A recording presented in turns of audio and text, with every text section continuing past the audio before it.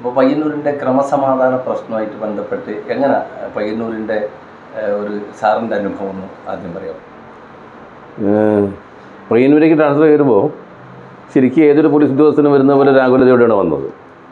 കാരണം പയ്യന്നൂർ ഇരുന്ന് ഞങ്ങൾ അവിടെ കുറച്ചും കൂടി ടഫാണ്. ശരിക്കും ടഫ് തന്നെയാണ്. ലോ ആൻഡ് ഓർഡർ സ്ഥലത്തിലായാലും ശരി കുറച്ച് പൊളിറ്റിക്കലായിട്ട് വളരെ സെൻസിറ്റീവായൊരു സ്ഥലത്താണ് എന്നൊരു ഇതുണ്ട്. അതുകൊണ്ട് വരുമ്പോൾ ഏതൊരു പോലീസ് ഉദ്യോഗസ്ഥനും കുറച്ച് ടഫിലാണ് ഇതിനാണ് വരുന്നത്. പക്ഷെ ഇവിടെ വന്നപ്പോൾ ശരിക്കും ഒരുപാട് സാധ്യതകൾ നാടേക്ക് മനസ്സിലാക്കിയത്. കാരണം ഒരു പോലീസ് ഉദ്യോഗസ്ഥന് ശരിക്കും വർക്ക് ചെയ്യുകയാണെങ്കിൽ ജനമിത്രി പ്രോഗ്രാമുകളായാലും ശരി, സോഷ്യൽ പോലീസിംഗ് ആയാലും ജനങ്ങളോട് സഹകരിച്ചുകൊണ്ട് എന്ത് പരിപാടി ചെയ്യുകയാണെങ്കിലും വളരെ സാധ്യതയുള്ളൊരു മണ്ണാണത്. ഇവിടെ ശരിക്ക് അതോടൊപ്പം തന്നെ കുറച്ച് ചരിത്രങ്ങൾ പരിശോധിക്കുമ്പോൾ പ്രതികരണശേഷി കുറച്ച് കൂടുതലുള്ള സ്ഥലമായിരിക്കും. കാരണം ആ പ്രതികരണശേഷിയാണ് പൺകാലത്ത് എന്ത് ഉണ്ടായത്, വിപ്ലവങ്ങളൊക്കെ ഇവിടെ ഉണ്ടായത്, അതുപോലെ വലിയ സമരങ്ങൾക്ക് മണ്ണായത്. കേരളം വളർന്ന എല്ലാ മേഖലയിലും അടയാളപ്പെടുത്തിയ ഒരു മണ്ണാണ് പയ്യന്നൂർ. തീർച്ചയായിട്ടും നവോത്ഥാനാണെങ്കിലും ദേശീയ പ്രസ്ഥാനമാണെങ്കിലും അതിനുശേഷം വരുന്ന കർഷക സമരങ്ങളായാലും എല്ലാം. അപ്പം അത്തരം ഒരു ആ സാധനം ഉണ്ടോ. പക്ഷെ അതുകൊണ്ട് അത് ശരി ഒരാൾ പറയുമ്പോൾ നമ്മൾ പറയുന്നത് മുഴുവൻ കേട്ട് നിന്നുള്ളത് ആ മാടമ്പിത്തരൊന്നും നടക്കുന്ന സ്ഥലമല്ല. അപ്പോൾ നമ്മളിപ്പോൾ പോലീസിൻ്റെ ശൈലി മാറിയിട്ടുണ്ട്. പോലീസ് ശൈലി എന്താ വെച്ചാൽ ജനങ്ങളെ ഒരു സംരക്ഷകരായി ജനങ്ങളോട് ചേർന്ന് നിന്ന് പ്രവർത്തിക്കുക, മോശം പ്രവൃത്തി ചെയ്യുന്നവരോട് കടുംപെട്ട് പ്രവർത്തനം നടത്തുക, അവരോട് എടുക്കുക. മൃദുഭാവ്യ ദൃഢകൃത്യ, പോലീസിന്റെ ആപ്തവാക്യം തന്നെ ദൃഢകൃത്യ എന്നുള്ളത്. അപ്പോൾ നമ്മൾ ഒരാളോട് വെറുതെ ചാടിക്കയറി കച്ചറ കൂടാനോ അവനെ തെറി വിളിക്കാനോ അവനെ ഹറാസ് ചെയ്യേണ്ടത് യാതൊരു ആവശ്യമില്ല. പക്ഷേ ചിലൊരു എക്സ്ട്രീം നമുക്കൊരു സോഷ്യൽ ഈവിളാണ്, അങ്ങനെ ആളോട് നമ്മൾ കോംപ്രമൈസിൻ്റെ ആവശ്യമില്ല. ഡ്യൂട്ടി ചെയ്യുക. അങ്ങനെ നമ്മൾ മുന്നോട്ട് പോകുമ്പോൾ നമുക്ക് ഒരു ഭാഗത്തും പ്രശ്നം ഉണ്ടാവില്ല. നമ്മൾ ഒരു ഭാഗം മാത്രം ചായ കൊണ്ട് ചെയ്യുകയോ മറ്റു കാര്യങ്ങൾ ചെയ്യുന്നൊരു അവസ്ഥ ഉണ്ടാകുമ്പോൾ മാത്രമാണ് ഈ പ്രശ്നം വരുന്നത്. ഡ്യൂട്ടിയുമായിട്ട് ബന്ധപ്പെട്ടിട്ട് പ്രശ്നങ്ങളൊന്നും വ്യക്തിപരമായിട്ട് ഇതുവരെ അങ്ങനെ ഇല്ല. ആണെങ്കിൽ പൊളിറ്റീഷ്യൻസിനായാലും ശരി മറ്റു ആൾക്കാരുടെ എന്തായാലും ഒരു പ്രശ്നം എനിക്ക് നേരിടേണ്ടി വന്നിട്ടില്ല. പക്ഷേ എനിക്കറിയാം അവിടെ സെൻസിറ്റീവാണ്. ഇപ്പോൾ ഇലക്ഷൻ സമയത്ത് ഭയങ്കര കുറേ പ്രശ്നങ്ങളുണ്ടായി. അത് നമുക്ക് നല്ല രീതിയിൽ പരിഹരിക്കാൻ വേണ്ടി പറ്റി. അതിന് ലീഡേഴ്സൊക്കെ സപ്പോർട്ട് ചെയ്തു. കുറച്ച് അടിപൊളി ഉണ്ടായിട്ടുണ്ട്. പക്ഷേ മറ്റു സ്ഥലങ്ങളൊന്നും ഉണ്ടാവാത്തത്ര രീതിയിലുള്ള പ്രശ്നങ്ങൾ ഉണ്ടായിട്ടുണ്ട്. വേണ്ടി പറ്റുന്ന ചില കാര്യങ്ങൾ അത്രയേ ഉള്ളൂ. ഈ പോലീസിന് ഒരുപാട് കാര്യങ്ങൾ ഇപ്പോൾ ഒരുപക്ഷെ ഏറ്റവും കൂടുതൽ സമൂഹത്തിൽ ഇടപെടാൻ സാധ്യതയുള്ള ഇടപെടേണ്ട ഒരു ഡിപ്പാർട്ട്മെൻറ്റാണ് പോലീസ്. ഒരുപാട് കാര്യങ്ങൾ ഇടപെടണം. ഇപ്പം കേവലം മറ്റ് ഡിപ്പാർട്ട്മെൻറ്റ് മാതിരിയല്ല, എല്ലാ തീർച്ചയായും.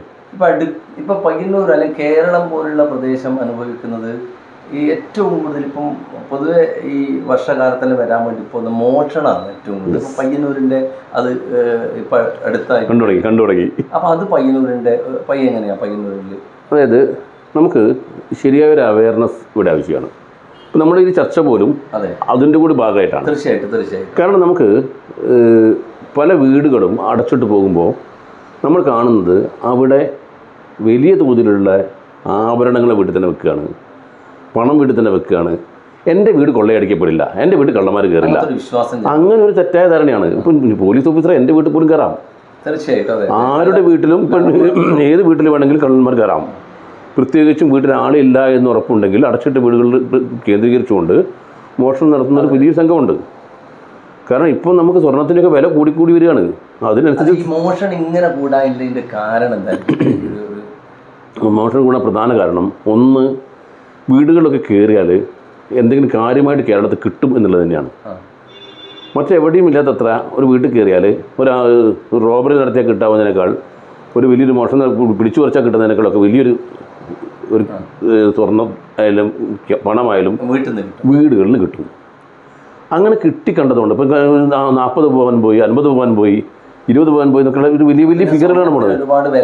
വില കൂടുതലുള്ള സമയം. പിന്നെ കുറച്ച് ആൾക്കാർ ഈ ലഹരി ഉപയോഗിക്കുന്ന ആളുകളുണ്ട്.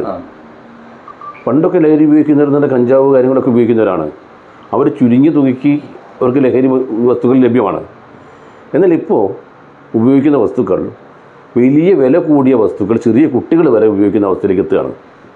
അപ്പോൾ ഇവർക്ക് ഇതിനുള്ളൊരു സോഴ്സ് വേണം, ഒരു ഇൻകംസിൻ്റെ സോഴ്സ് വേണം. ഈ സോഴ്സ് അവർക്ക് ജോലിക്ക് പോകുന്നില്ല. ഈ സോഴ്സ് ഓട്ടോമാറ്റിക് അവരെന്ത് ചെയ്യുന്നു, ആദ്യം വരുന്നത് കഞ്ചാവ് ഉൽപ്പന്നങ്ങൾ ഉപയോഗിക്കാൻ വേണ്ടി പോകുന്നു, പിന്നെ ലഹരി വസ്തുക്കൾ ഉപയോഗിക്കാൻ പോകുന്നു, പിന്നെ അവർ കാണുന്നത് അതായത് ആൾക്കാർക്ക് പൈസ വേണം, അതെങ്ങനെയായിട്ട് ഉണ്ടാക്കണം. അതിൽ പിന്നെ ഒരു മൊറാലിറ്റി, അത് മൂല്യച്യുതി ഉണ്ടായി എന്നുള്ളതാണ് വലിയൊരു കാരണം. പണ്ട് നമ്മുടെയൊക്കെ നാട്ടിൽ പള്ളി കമ്മിറ്റി പ്രസിഡന്റ് ആരാ? വളരെ റെപ്യൂട്ടഡ് ആയിട്ടുള്ള ഒരാളായിരിക്കും പള്ളി കമ്മിറ്റി പ്രസിഡന്റ്. അമ്പല കമ്മിറ്റി പ്രസിഡന്റ് റെപ്യൂട്ടഡ് ആളായിരിക്കും. അയാൾ പറഞ്ഞ എല്ലാവരും കേൾക്കുന്നതായിരിക്കും. ഇപ്പോൾ വളരെ ചെറുപ്പക്കാരായ ആൾക്കാരാണ് കയറി വരുന്നത്. ചെറുപ്പക്കാർ മോശമെന്നല്ല ഞാൻ പറയുന്നത്. അവിടെ ചോദിക്കുന്നത് ഇതാണ്, ആര് വന്നാൽ ഈ അമ്പലം നന്നാക്കാൻ പറ്റും, ആര് വന്നാൽ ഈ പള്ളി നന്നാക്കാൻ പറ്റും. പണ്ടതല്ല, ആര് വന്നാൽ ഈ സമൂഹത്തെ നന്നായി കൊണ്ടുപോകാൻ പറ്റും. ആ ഒരു മാറ്റം വന്നിട്ടുണ്ട്. അത് എല്ലായിടത്തും മാറ്റം വന്നിട്ടുണ്ട്. അത് എല്ലാ മേഖലയിലായാലും ശരി. ഇപ്പോൾ ഒരു സ്ഥാപനങ്ങൾ ഉണ്ടാക്കുന്ന ആൾക്കാർ ലീഡർഷിപ്പിലേക്ക് വരുന്ന അവസ്ഥയായിരുന്നു. അപ്പോൾ യഥാർത്ഥത്തിൽ ആശയത്തിന് കുറച്ച് ഒരു മാറ്റം വരുന്നു. അതായത് സമൂഹത്തിലുണ്ടായ ഒരു മൂല്യച്യുതിയും കൂടി ഇതിന്റെ കാരണം മോഷണത്തിൽ ഒരുപാട് കാരണം പറയുന്നുണ്ട്. ഇപ്പോൾ എക്സാമ്പിളായി അത് സമൂഹത്തിന്റെ, സാറ് പറഞ്ഞ സമൂഹത്തിന്റെ ഒരു മൂല്യച്യുതി ആവാം, ഈ ആഡംബര ജീവിതത്തിലേക്ക് ഒരു വലിയ കാര്യം. അതിലൊരു കാര്യം വളരെ പ്രധാനപ്പെട്ട പറഞ്ഞ് പോലീസിങ്ങിൻ്റെ ഒരു കാര്യക്ഷമത ഇല്ലായ്മ കൂടി ഇതിന് സാധ്യതയുണ്ട്. പയ്യന്നൂരിനെ സംബന്ധിച്ചിടത്തോളം അതിനെക്കുറിച്ച് അതിന് ഉത്തരവാദിത്തപ്പെട്ട, അപ്പോൾ പയ്യന്നൂരിൻ്റെ ഏറ്റവും ഉയർന്ന ഉദ്യോഗസ്ഥനാണ് സാർ. അപ്പോൾ അതിൽ സാറിന് എന്താ അതിൽ പറയാൻ? പോലീസിൻ്റെ ഒരു പണ്ടത്തെ രീതി, പോലീസിൻ്റെ സ്റ്റൈൽ മാറിയിട്ടുണ്ട്. പോലീസിൻ്റെ രീതിയിൽ പണ്ടത്തെ നമ്മൾ ഒരു തേർഡ് ഡിഗ്രി മെത്തേഡുകളും കാര്യങ്ങളും ഉപയോഗിച്ചൊരു കാലഘട്ടം ഉണ്ടായിരുന്നു. ഇപ്പം ഒരാളും അത്തരത്തിലുള്ള പരിപാടികൾക്ക് വരുന്നില്ല. കാരണം അത് ശരിയുമല്ല. ശാസ്ത്രീയമായ രീതിയിൽ കുറ്റാന്വേഷണം നടത്തി അത് കാര്യങ്ങൾ തെളിയിക്കപ്പെടുന്ന രീതിയിലേക്ക് വരുന്നു. രണ്ടാമത് ഇങ്ങനെ വന്നാൽ തന്നെ റിക്കവറി കിട്ടുന്ന കാര്യങ്ങളിൽ കുറച്ച് ബുദ്ധിമുട്ടുണ്ടാവുന്നു. മറ്റേ പഴയ പോലെ രീതിയിൽ റിക്കവറികൾ കാര്യങ്ങൾ എടുക്കാനുള്ളൊരു സംവിധാനമല്ല. പക്ഷേ കിട്ടുന്നുണ്ട് എൻ്റെ കുറവാണ്. പിന്നെ അതുമല്ല, നമുക്ക് ഇപ്പം കാലത്തിന് മാറ്റുന്നതിനനുസരിച്ച് പോലീസ് ഉദ്യോഗസ്ഥർ മാറിയിട്ടുണ്ട്. അവരും ശരിയായ രീതിയിലുള്ളത് പോകുമ്പോൾ കിട്ടുന്ന കേസുകൾ കിട്ടുന്നുണ്ട്. അത് തന്നെ നമുക്ക് ചെയ്യാൻ പറ്റൂ. നമ്മൾ പറയുന്ന മൊഴികൾ ഒന്നും തന്നെ കോടതി ഇപ്പോഴും വിശ്വസിക്കുന്ന അവസ്ഥയല്ല ഉള്ളത്. കാരണം പോലീസ് ഉദ്യോഗസ്ഥന് കൊടുക്കുന്ന മൊഴി ഇപ്പോഴും പഴയ കാലത്തെ പോലെ തന്നെയാണ് ഉള്ളത്. അപ്പോൾ അത് അത്ര ചെറിയ പ്രശ്നങ്ങളൊക്കെ ഉണ്ട്. അതൊക്കെ ഒക്യുപ്പേഷൻ ഇതാണ്. നമുക്ക് ചെയ്യാവുന്ന കാര്യം പെട്രോളിംഗ് ശക്തമാക്കുക എന്നുള്ളതാണ്. ശക്തമായ പെട്രോളിംഗ് കാര്യക്ഷമമായി നടക്കുന്നുണ്ട് എന്ന് അല്ല. ഇപ്പം നമ്മൾ കൃത്യമായിട്ട് നമ്മൾ ഇതിനനുസരിച്ച് പെട്രോളിംഗ്, ബീറ്റ് പെട്രോളിംഗ് അയക്കുന്നുണ്ട്, ബൈക്ക് പെട്രോളിംഗ് അയക്കുന്നുണ്ട്. ഓരോ സ്ഥലങ്ങളിൽ ഇപ്പം ഏറ്റവും ഉദാഹരണം പറയാം, ഈ സംഭവം നടന്നെങ്കിൽ പോലും തൊട്ടടുത്ത ദിവസം നമുക്ക് സൗത്ത് ഇന്ത്യൻ ബാങ്കിൽ ഒരു അറ്റംപ്റ്റ് ഉണ്ടായി. ATM തുറക്കാൻ ശ്രമിച്ചു. ATM പൊളിക്കാൻ ശ്രമിച്ചപ്പോൾ പെട്ടെന്ന് അലാം മുഴങ്ങി വരെ നമ്മൾ കൺട്രോൾ വിവരം കിട്ടി. കൺട്രോൾ വിവരം കിട്ടി ഉടനെ തന്നെ നമ്മൾ പോലീസിനെ അറിയിച്ചു. അപ്പോൾ പെരിങ്ങോം പോലീസിലും ചെറുപുഴ പോലീസിലും ഈ വിവരം കിട്ടുന്നു. ഈ രണ്ട് സ്ഥലത്തുള്ള പോലീസും എത്തണമെങ്കിൽ, ആ സ്ഥലത്തേക്ക് എത്തണമെങ്കിൽ ഏകദേശം ഒരു 20 മിനിറ്റ് 15 മിനിറ്റെങ്കിലും കൂടുതൽ സമയം പിടിക്കും. വണ്ടികളൊക്കെ പുറത്താണുള്ളത്. അപ്പോൾ നമ്മൾ പോലീസ് കാര്യക്ഷമമായി പ്രവർത്തിച്ചതുകൊണ്ട് തൊട്ടടുത്തുള്ള ഒരു റിട്ടയേർഡ് പോലീസ് ഉദ്യോഗസ്ഥനെ, അയാളുടെ വീട് എവിടെയാണ്, നാരായണൻ എന്ന് പറഞ്ഞൊരു SI വീടിനടുത്താണ് ഈ സംഭവം എന്ന് പറയുമ്പോൾ നേരെ പോലീസ് സ്റ്റേഷനിൽ 1.5 മണിക്ക് വിളിക്കുകയാണ് അയാളെ. എന്നിട്ട് അങ്ങോട്ടൊന്ന് പോയി നോക്കണം, അവിടെ ഒരു പ്രശ്നമുണ്ട്, ഞങ്ങൾ അവിടെ എത്തായിരുന്നുണ്ട്, അതിന് മുമ്പ് നിങ്ങൾ നോക്കണം. അദ്ദേഹം ടോർച്ചെടുത്ത് ഭാര്യനെയും കൂട്ടി ടോർച്ചെടുത്ത് രണ്ടുപേരും കൂടി ഇറങ്ങി ചെല്ലുമ്പോൾ ഈ ഇതിനകത്ത് നിന്നുള്ള ആൾ ഇറങ്ങി ഓടി പോവുകയാണ്. അപ്പോൾ ഇതൊരു മോഷണം ഒഴിവായി.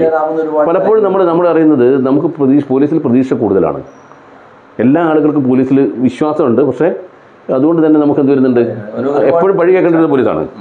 ഇപ്പം ഇവിടെ നാർക്കോട്ടിക് കേസുകൾക്ക് പിടിച്ചില്ലെങ്കിൽ പഴി കേൾക്കേണ്ട പോലീസാണ്. മോട്ടോർ വാഹന പ്രശ്നങ്ങളുണ്ടായ പഴി കേൾക്കേണ്ട പോലീസാണ്. അതായത് നമ്മുടെ മെയിൻ മേഖലയിൽ നിന്നും മാറി വേറെ പല മേഖല കൂടി നമ്മൾക്ക് വന്നു ചേർന്നിട്ടുണ്ട്. അപ്പോൾ ഇത് വരുമ്പോൾ നമുക്ക് ചെറിയൊരു പ്രശ്നത്തിലൊക്കെ വരുന്നുണ്ട്. എന്നാൽ കൂടി നമ്മൾ ടോട്ടൽ റേറ്റിംഗ് നോക്കുമ്പോൾ നമുക്ക് നല്ല രീതിയിൽ തന്നെ ഡിറ്റക്ഷൻ നമുക്ക് കിട്ടുന്നുണ്ട്. ഇപ്പം നമ്മുടെ ഹോട്ടൽ പൊളിച്ച ആളെ നമുക്ക് അടുത്ത ദിവസം പിടിക്കാൻ പറ്റി. ഇന്ന് തന്നെ ഒരു കേസുണ്ടായി, ഒരു കുട്ടിയെ ബസ്സിൽ നിന്ന് പോകുമ്പോൾ പീഡിപ്പിച്ച ഒരാൾ. സാധാരണ രീതിയിൽ കേസ് പോലും എടുക്കാതെ പോകേണ്ട സാധനമാണ്, ആളെ അറിയാത്ത സാധനമാണ്. പക്ഷെ നമ്മൾ ഒരു പോക്സോ കേസ് എടുത്തിട്ട് ആ കേസ് എടുത്തു. 3-4 ദിവസമായി ഞങ്ങൾ സർവൈലൻസ് ക്യാമറകൾ മുഴുവൻ പരിശോധിച്ചു. ഒരു സർക്കാർ ഉദ്യോഗസ്ഥനാണെന്ന് ഇപ്പോൾ പിടിയിലായിരിക്കുന്നത്. അപ്പോൾ ആ ആളെ കണ്ടെത്തുമ്പോൾ അയാൾ ചെയ്തിരിക്കുന്ന റെയിൽവേ സ്റ്റേഷൻ ഭാഗത്ത് വണ്ടി വെച്ചിട്ട് അയാൾ വന്ന് ഈ ബസ്സിൽ കയറി കുട്ടിയെ വെറുതെ പീഡിപ്പിച്ച് ഉപദ്രവിച്ചിട്ട് ഇയാൾ ഇറങ്ങിപ്പോകുന്ന അവസ്ഥയാണ്. ആ ആളെ പിടിക്കാൻ പറ്റി. അപ്പോൾ ആളെ പിടിക്കാൻ പറ്റുന്നത് നമ്മൾ പിന്നാലെ കൂടുന്നതുകൊണ്ടാണ്. ഒരുപാട് കാര്യങ്ങളുണ്ടാവുന്നുണ്ട്.